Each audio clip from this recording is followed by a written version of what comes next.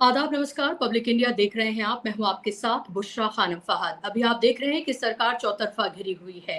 आज प्रधानमंत्री नरेंद्र मोदी ने धर्मेंद्र प्रधान को बर्थडे की विशेष दी हैं, जिसमें उन्होंने ये बताया कि कैसे धर्मेंद्र प्रधान बहुत लाजवाब काम कर रहे हैं, शिक्षा के क्षेत्र में बहुत जबरदस्त वो काम कर रहे हैं। तो उन्होंने शुभकामनाएं दो तरह से दी, एक उनके काम के लिए, दूसरा उनके बर्थडे के लिए। और लगातार फिर उसके बाद विपक्ष उनके ऊपर हमलावर हो गया है। कांग्रेस ने बाकायदा तौर पर उन 21 नामों की फहरिस्त एक बार फिर से जारी की है, उन मासूम बच्चों की, उन बेगुनाह बच्चों की जिन्होंने अपनी जान खुद ले ली क्योंकि नीट का पेपर लीक हो गया और वो इसको सह न सके। वो बस जो सोसाइटी का प्रेशर है, जो उनके माता पिता का जो प्रेशर है, जिस तरह से उन्होंने लोन लेकर इनकी पढ़ाई के लिए जो कर्ज वगैरह लिया, वो सह ना पाए और 21 जो बच्चे हैं उन्होंने अपनी जान ले ली। ये सिर्फ 21 बच्चे नहीं थे, बल्कि 21 ये जिंदगियां थी, 21 ये ख्वाब थे, 21 ये माता पिता जो हैं उनके वो लाल थे और उनके परिवार जो है वो कहीं ना कहीं उनके इर्द गिर्द घूमता था। वो इस दुनिया में नहीं रहे।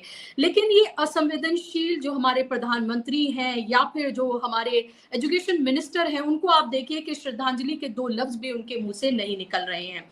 अब खबर ये आ रही है कि जो सीजेपी है, जो लगातार आप देख रहे हैं कि जंतर मंतर पर वो डटे हुए हैं, उनको लेकर अलग अलग तरह के सवाल तो उठ रहे हैं, लेकिन उससे इतर जो उनकी एक मांग है कि धर्मेंद्र प्रधान अपना इस्तीफा दें। खबर ये आ रही है कि जो इतवार के रोज से, यानी कि संडे के रोज से वो एक आमरण अनशन पर जा सकते हैं और उन्होंने आज एक कैंपेन भी शुरू की है कि प्रधान इस्तीफा दो। ये पूरे देश भर में वो एक बार फिर से कैंपेन चलाने जा रहे हैं।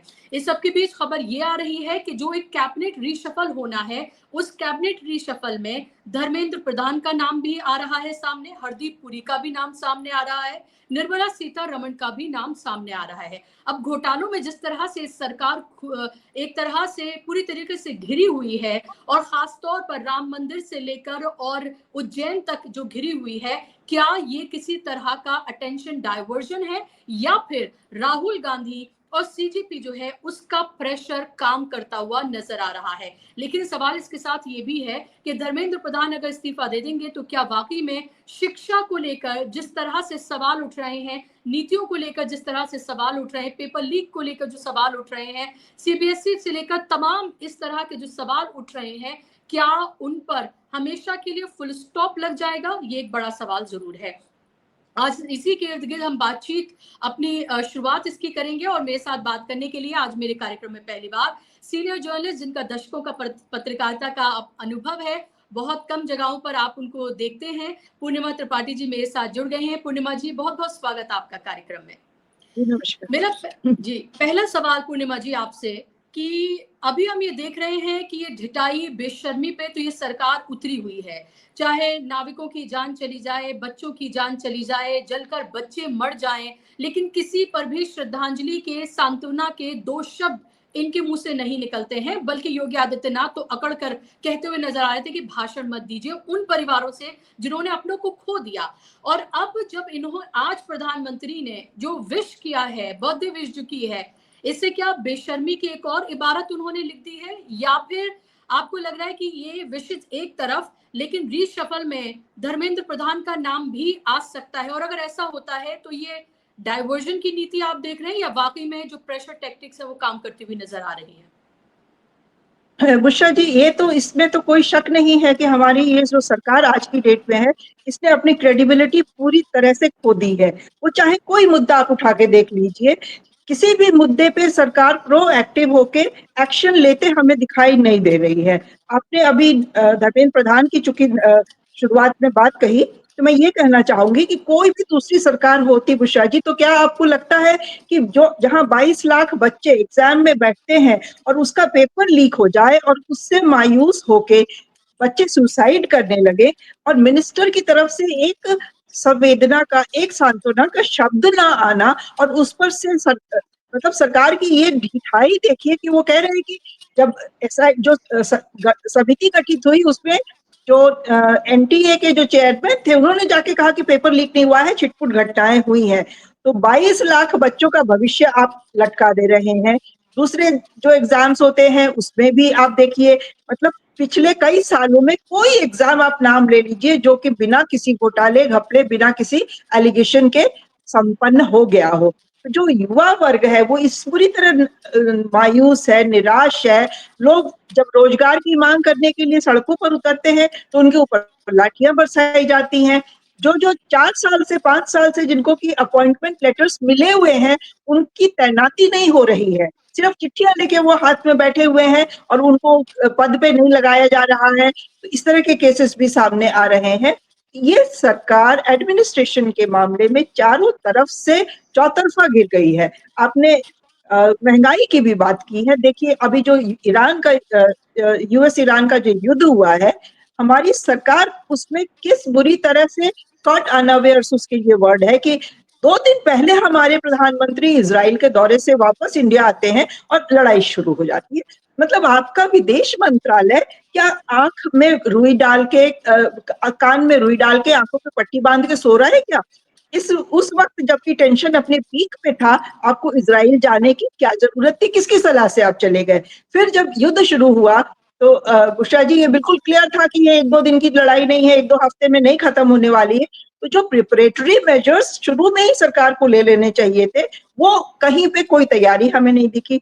इसका असर ये हुआ कि हाहाकार मच गया, पेट्रोल की कमी होने लगी, एलपीजी की कमी जो हमने देखा, सबसे ज्यादा तो मार एलपीजी की कमी से हमने देखा लोगों को परेशान होते हुए। वो तो गनीमत रही कि फिर ट्रंप को थोड़ी सी सद्बुद्धि आ गई और थोड़े दिन के लिए उन्होंने इंडिया को विदिन कोर्ट्स परमिशन दे दिया कि आप अपना ईरान से, रशिया से तेल खरीद सकते हैं। तो एक पर एक मामले आते चले गए हैं। आप देख लीजिए बच्चों की जाने, जो अभी लखनऊ में आग लगी, कितने उसमें बच्चे मारे गए। जो दिल्ली में अभी उसके कुछ दिनों पहले बीएनबी में जो मालवीय नगर में आग लगी थी, कितने लोग उसमें मारे गए। सरकार की तरफ से संवेदना का स्वर कहीं से सुनाई नहीं दिया। दिल्ली में तो रेखा गुप्ता को जाने में भी 48 घंटे लग गए थे जहां पे अग्निकांड हुआ था। लखनऊ में तो चलो योगी जी तुरंत मौके पे पहुंच गए थे। और अब देख लीजिए, अब ये जो राष्ट्र का मंदिर करके और जिसकी इतनी धूमधाम से प्राण प्रतिष्ठा मोदी जी ने की, उसमें देख लीजिए क्या हो रहा है। इतने करोड़ों करोड़ लोगों की आस्था सा जो दान दिया जाता है, अब उसकी चोरी हो रही है। तो ये सरकार चारों तरफ से घिरी हुई है। और आपने कहा कि धर्मेंद्र प्रधान जी को विश किया मोदी जी ने, चलिए ठीक है, अगर किसी का जन्मदिन है तो विश करने में कोई बुराई नहीं है। जन्मदिन का मौका ऐसा होता है कि आप अपने दुश्मन को भी विश कर दें। लेकिन आज तक धर्मेंद्र प्रधान अपनी कुर्सी पर बने हुए हैं, चिपके हुए हैं कह लीजिए। ये तो मतलब इसी सरकार में संभव है। और दूसरी कोई सरकार होती तो वो कब का इस्तीफा उनसे ले लिया गया होता। आपको याद होगा जब यूपीए की सरकार थी तो कितना सारा उसमें मामला लोगों ने उठाया था, और उसमें लोग, सरकार अपनी रहते हुए भी लोगों को इस्तीफा देना पड़ा था। लोगों के खिलाफ चार्जशीट फाइल हुई थी, लोग जेल भी गए थे। याद करिए वो राजा का, कनीमोई का, वो लोग हटाए गए थे, जेल गए थे। इस सरकार में तो आप कुछ भी कर लीजिए, आपके ऊपर पता नहीं कितने लोगों का वरद हस्त है कि आपको कहीं पर कोई पनिशमेंट नहीं मिलेगी। आप सीना तान के अपनी कुर्सी पे बैठे रहेंगे और जो आप पे सवाल उठाएंगे उनको आप बड़े आराम से देशद्रोही करार दे देंगे। तो ये जो रीशफल की बात चल रही है, रीशफल अगर हो जाए तो हो सकता है सरकार को लोगों की नाराजगी से थोड़ा सा डर लगना शुरू हो गया हो। निर्मला सीतारमन का नाम इसलिए आना कि इकोनॉमी का तो बहुत ही बुरा हाल हो रखा है और उसमें हमें प्राइम मिनिस्टर जितना प्रोएक्टिव दिखनी चाहिए, उनकी तरफ से ऐसा कोई कदम उठाया हुआ नहीं दिखाई दे रहा है। लेकिन क्या पूर्णिमा जी, ये एक सवाल मैं आपसे जोड़ रही थी कि अगर निर्मला सीतारमण, धर्मेंद्र प्रधान और अगर एप्स्टीन फाइल में नाम उनका आया था जी, हरदीप पुरी, अगर ये तीनों लोगों का रीशफल में या तो उनका अगर मंत्रालय ले ही लिया जाता है फिर तो इसको रेजिग्नेशन ही मानेंगे, और अगर उन्हें कोई ऐसा छोटा मोटा कोई डिपार्टमेंट दे दिया जाता है जिसकी चांसेस बिल्कुल ना के बराबर हैं। रीशफल का मतलब ये लग रहा है कि नए चेहरों को लाया जाएगा और उनको फिलहाल बिठा दिया जाएगा। हमने देखा स्मृति ईरानी से लेकर तमाम लोगों को शांत कर दिया गया, वो शांत है, वो एक कार्यकर्ता की तरह काम कर रहे हैं। हमें ये भी पता है कि इस सरकार में नरेंद्र मोदी और अमित शाह के अलावा और कोई इसमें किसी की कोई चलती नहीं है, किसी की कोई अहमियत नहीं है, सब एक तरह से पपेट है। तो क्या लेकिन ये तरह का ये मैसेज नहीं जाएगा कि इकोनॉमी पे आप गिरे हुए हैं, विपक्ष लगातार आपको घेर रहा है, राहुल गांधी घेर रहे हैं, तो आपने उनका इस्तीफा लिया। एप्स्टीन फाइल में नरेंद्र मोदी का भी नाम दूसरे तरीके से आया, हरदीप पुरी का तो पूरी तरीके से आया, तो आपने इनका रेजिग्नेशन ले लिया। और धर्मेंद्र प्रधान शिक्षा को लेकर, शिक्षा नीतियों को लेकर, पेपर लीक को लेकर घिरे हुए, तो इनका ले लिया। तो इसका मतलब तो विपक्ष पूरी तरीके से, राहुल गांधी पूरी तरीके से सही साबित हो जाएंगे। बिल्कुल सही साबित हो गए अगर ये होते हैं इस्तीफे तो नहीं, हमें राहुल गांधी या विपक्ष सही या गलत साबित हो उससे ज्यादा चिंता इस बात की होनी चाहिए कि जिन लोगों के नाम आ रहे हैं उनकी क्या कोई मॉरल रिस्पॉन्सिबिलिटी बनती है कि नहीं बनती है। अगर उनके नाम गलत आ रहे हैं तो एप्स्टीन फाइल से क्यों नहीं आके प्रधानमंत्री कहते हैं कि हमारे मंत्री का कोई लेना देना नहीं है, और जो भी मीडिया फैला रहा है वो झूठ मूठ की बातें कर रहा है, बेबुनियाद बातें कर रहा है, या धर्मेंद्र प्रधान की तरफ से कोई चूक नहीं हुई है, नीट का तो पेपर लीक ही नहीं हुआ है, क्यों नहीं आके कहते हैं। अगर आके कहते और कहते कि नहीं ये हमारे सारे मंत्री पाक साफ हैं, जैसे धर्मेंद्र प्रधान है, निर्मला सीतारमण है, कहते हैं आके कि नहीं हमारी रोबस्ट इकोनॉमी है, हम बेशक चौथे स्थान से छठे स्थान पे खिसक गए हैं, हमारी इकोनॉमी की हालत बुरी हो रही है, लेकिन नहीं मंत्री जी बहुत, निर्मला जी बहुत अच्छा काम कर रही है। अगर ये सब वो नहीं कह पा रहे हैं तो कहीं ना कहीं जो विपक्ष का आरोप है, जो राहुल गांधी चारों तरफ से उन पर अटैक कर रहे हैं, कहीं ना कहीं सरकार विचलित होती दिखाई दे रही है और उसको लग रहा है कि अब समय आ गया है कि शायद थोड़ा डैमेज कंट्रोल का कुछ ना कुछ उपाय करना होगा। दूसरा, ध्यान भटकाने की भी एक कोशिश हो सकती है कि लोगों का मुंह तो कम से कम बंद हो जाएगा। हम कहेंगे कि भाई हमने देखा और हमने कुछ कमियां पाई इनके कामकाज में, इसलिए देखिए इनको हटा दिया।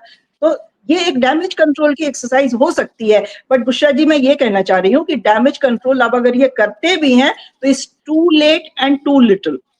जो डैमेज होना था वो सरकार का हो चुका है, लोगों का सरकार से मोह भंग हो चुका है।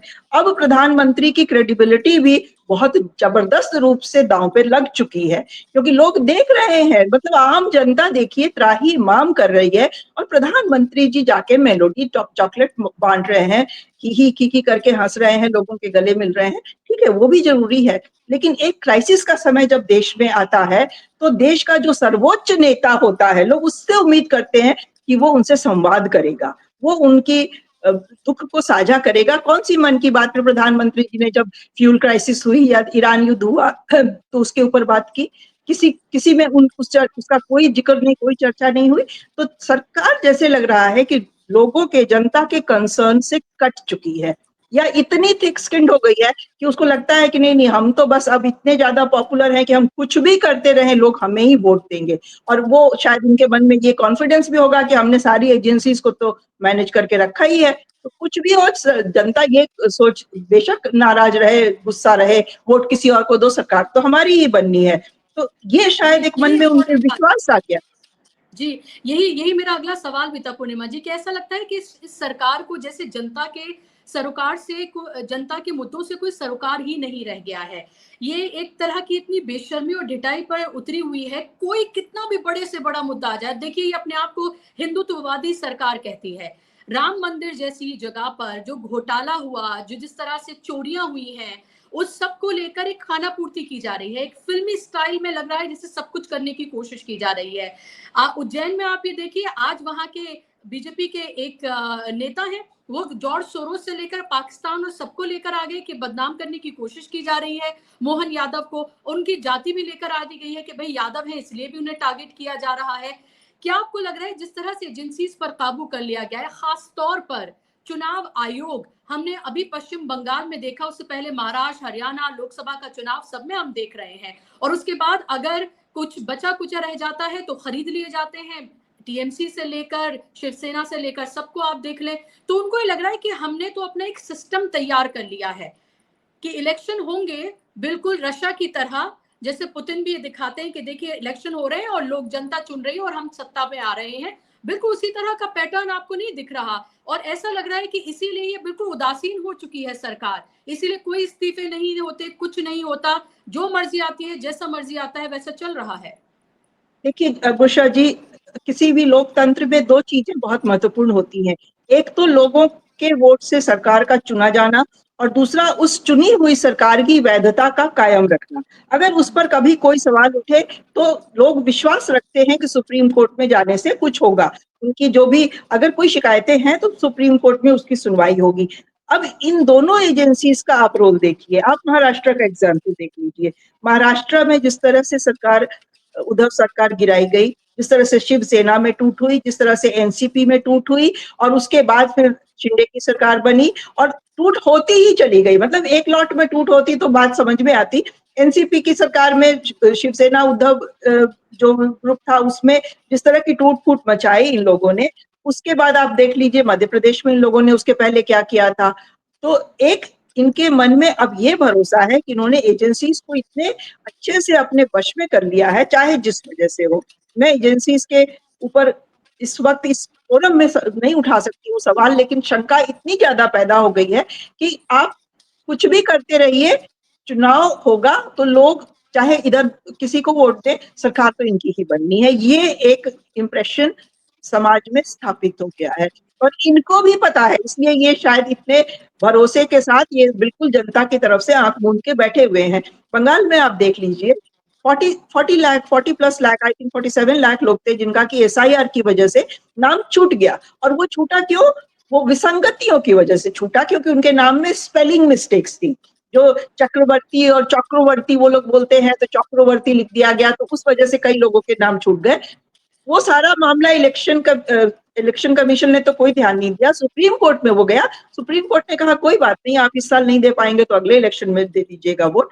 तो अब आपका वोट इतने हल्के में ले लिया जा रहा है कि सरकार को उन वोटों की वाकई में चिंता भी नहीं है। बंगाल में देख लीजिए, बंगाल में अगर टीएमसी के जीते जितने भी 80-60 जीते हैं, शायद मुझे अभी एग्जैक्ट फिगर स्लिप हो रहा है, जितने भी उनके विधायक जीते, देखिए उनको सबको तोड़ लिया गया, स्प्लिट करा दी गई, अपने फेवर में कर दिया गया, और इमीडिएटली आफ्टर द इलेक्शन उनके जो सांसद हैं उनको भी तोड़ लिया गया।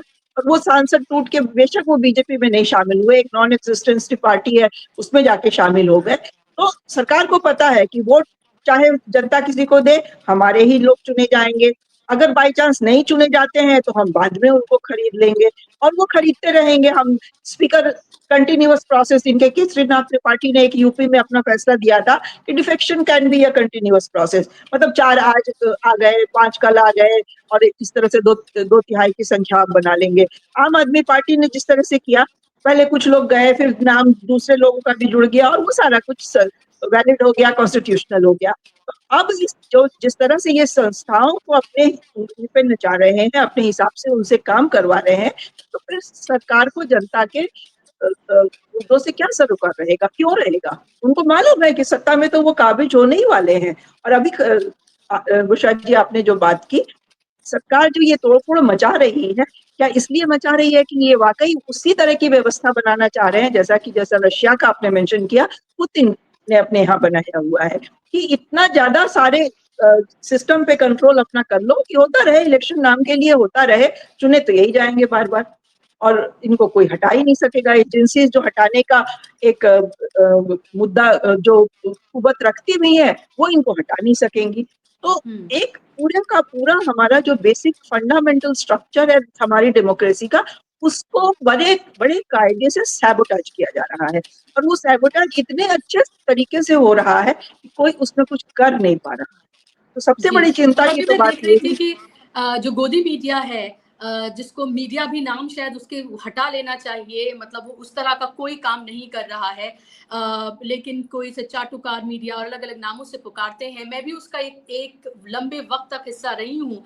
लेकिन मेरा सवाल आपसे ये कि मैं देख रही थी कि वहां पर ये कहा जा रहा था कि राहुल गांधी देखिए फिर से विदेश चले गए हैं, वो बोरी बिस्तर उठा के फिर से विदेश चले गए हैं और अलग अलग नाम उनके लिए जा रहे हैं और उसके बाद प्रेस कॉन्फ्रेंसेस की जा रही हैं, मीडिया को बाइट्स दी जा रही हैं, मीडिया लंबे लंबे उनके ऊपर प्रोग्राम और कार्यक्रम कर रहा है। तो ये भी आप ये देखिए कि राहुल गांधी लगातार एक सेंटर में है उनके, कि राहुल गांधी को किस तरह से टारगेट करके इमेज तो उन्होंने मलाइन करने की कोशिश की, वो तो हो नहीं पाया बल्कि उल्टा ही हो गया। अब लगातार जिस तरह से जेन ज़ी उनके साथ जुड़ रहा है, युवाओं को जिस तरह से वो जोड़ रहे हैं, लग तो ये रहा है पूर्णिमा जी कि ये परेशान तो कर रहा है सरकार को बहुत ज्यादा, और इसीलिए अलग अलग तरीके से वो रास्ते ढूंढ रहे हैं कि कैसे राहुल गांधी को फिर से निशाना बनाया जाए। We are not the spokesperson of Rahul Gandhi और कांग्रेस पार्टी, लेकिन जो दिख रहा है उसका एनालिसिस तो हमें करना ही होगा। नहीं, बिल्कुल नहीं, हम स्पोक्स पर्सन नहीं है। बीइंग अ जर्नलिस्ट हमारा काम क्या है कि हम जो देखें और जो हमारे हिसाब से हमें सही लगे वो हम बोलें। अगर हम वो नहीं बोल रहे हैं तो फिर हम भी गोदी मीडिया ही हो जाएंगे। तो जो हमें दिख रहा है सही को सही और गलत को गलत बोलने का हमारे में मादा होना चाहिए, हिम्मत होनी चाहिए। और जो दिख रहा है वो ये है कि शुरू से इन लोगों को राहुल गांधी सिर्फ छोड़ दीजिए, क्योंकि अभी राहुल गांधी गांधी परिवार कांग्रेस को एक रखता है, इसमें तो कोई शक नहीं है। और बीइंग द सिंह, अभी जो राहुल गांधी की जो पोजीशन है, बेशक वो पार्टी प्रेसिडेंट नहीं है लेकिन कंट्रोल तो है ही ना उनका। तो बीइंग अ गांधी, अगर कांग्रेस पार्टी उनके नाम से चल रही है तो बीजेपी को देखिए बुशरा जी, खतरा सिर्फ एक पार्टी से है। वो अखिलेश की पार्टी से या तेजस्वी की पार्टी से बिहार में या ममता से बंगाल में, वो खतरे से ये नहीं डरते हैं। ये डरते हैं तो कांग्रेस पार्टी से, क्योंकि चाहे कितनी भी मरी गिरी हालत क्यों ना कांग्रेस की हो गई हो, नेशनल फुटप्रिंट किसी पार्टी का अगर है तो वो कांग्रेस का ही है। और कितना भी बुरा उनका प्रदर्शन अगर हो गया हो, उनका वोट परसेंटेज जब बहुत लोएस्ट था 14 में, जिस समय उन्होंने 45 सीटें जीती थी, तो भी 19-20% था उनके पास वोट परसेंटेज। और उसके बाद 19 में भी बेशक सीटें बहुत ज्यादा नहीं बढ़ी, 10 बढ़ी थी, लेकिन वोट परसेंटेज उनका कायम रहा था। और अगर कभी जो यहाँ पे लोग हैं उनकी आंखें खुल जाती हैं, उनको लगता है जैसे आज के माहौल में लोग जिस तरह से त्राहिमाम कर रहे हैं, लगता है कि नहीं इससे तो अच्छी कांग्रेस ही थी, अगर लोग कंपेयर करने लगते हैं तो खतरा तो उसी पार्टी से इनको फील होता है। इसीलिए ये सारी कवायद की राहुल गांधी को या गांधी परिवार के बाकी सारे सदस्यों को इतना डिस्क्रेडिट कर दो कि लोग उनकी बातों को सीरियसली लेना ही छोड़ दें, उनको सुनना ही छोड़ दें। लेकिन ये जितना भी कर ले वो वैसा होता देख नहीं रहे हैं, इसलिए वो एक डेस्परेशन के लेवल तक चले गए हैं। अब याद करिए कैसे राहुल गांधी का मोदी वाले मोदी सारे चोरों के सर में मोदी क्यों होते हैं के ऊपर उनकी सदस्यता चली गई थी, किस तरह से उनको आनन फानन में घर से निकाल दिया गया था। तो राहुल गांधी को डिस्क्रेडिट करके इनको लगता है कि ये अपने लिए एक सेफ जोन क्रिएट कर लेंगे। खतरा सिर्फ राहुल गांधी से है कि जिस दिन लोग उनको सुनना शुरू कर देंगे और सुन के समझने की कोशिश करने लगेंगे, उस दिन इनकी कुर्सी डावाडोल हो जाएगी। मैं कोई राहुल गांधी या कांग्रेस की कभी भी स्पोक्स पर्सन नहीं बनना चाहूंगी, लेकिन एक ऑपोजिशन पार्टी के तौर पर हमारे लिए ये बहुत जरूरी है कि एक नेशनल पार्टी जिंदा रहे, और वो नेशनल पार्टी आज की डेट में कांग्रेस है। तो हम चाहते हैं कि कांग्रेस मजबूत हो, कांग्रेस के नेता मजबूत हो, लोग उनको सुने, सीरियसली लें, क्योंकि वन पार्टी सिस्टम जब हो जाएगा तो हमारा लोकतंत्र तो उसी दिन खत्म हो जाएगा। बिल्कुल, लोकतंत्र का मतलब है ट्रांसपेरेंसी, लोकतंत्र का मतलब है अकाउंटेबिलिटी, लेकिन ना तो ट्रांसपेरेंसी है किसी भी तरह की, ना ही कोई अकाउंटेबिलिटी है किसी भी तरह की। एक ऐसा है, चाहे पीएम के फंड से लेकर आप तमाम तरह की आप चीजों को ले रहे हैं, सब में कोई अकाउंटेबिलिटी, कोई ट्रांसपेरेंसी नहीं है। और हर कुछ दिन के बाद नरेंद्र मोदी और उनकी सरकार एक कोई नई एक तोहफा लेकर आती है जनता के लिए, जिसमें जनता को ये प्रूव करना पड़ता है कि वो नागरिक है या नहीं है, वोटर है या नहीं है, बैंक में पैसा उनका है या नहीं है। आप इधर लाइनों में लग जाइए, आप उधर लाइनों में लग जाइए, बस यही करते हुए नजर आते हैं, ताकि इन तमाम चीजों से वो ध्यान तो भटकाए ही, लेकिन उसमें जो उनका अपना मोटिव है, जो आरएसएस का पूरा एजेंडा है, उसको किस तरह से स्थापित किया जाए, उसको किस तरह से आगे बढ़ाया जाए, वो साफ तौर पर दिखता है। और ये पासपोर्ट वाला नया शगुफा जो है, वो भले ही लोग मजाक के तौर पर ले रहे हो, लेकिन ये बहुत सीरियस है कि आखिर ऐसा कहाँ क्यों गया है। नहीं बुशरा जी, पासपोर्ट वाला बिल्कुल मजाक में नहीं लेना चाहिए, क्योंकि मुझे क्या लग रहा है कि ये बैकग्राउंड तैयार किया जाता है जो एनआरसी शुरू करने के लिए, नेशनल रजिस्टर ऑफ सिटीजन्स का जो इन्होंने अपने एक एजेंडे में रखा हुआ है, और जो उस वक्त यहाँ पे शाहीन बाग में जोर शोर से आंदोलन हुआ तो वो रुक गया था।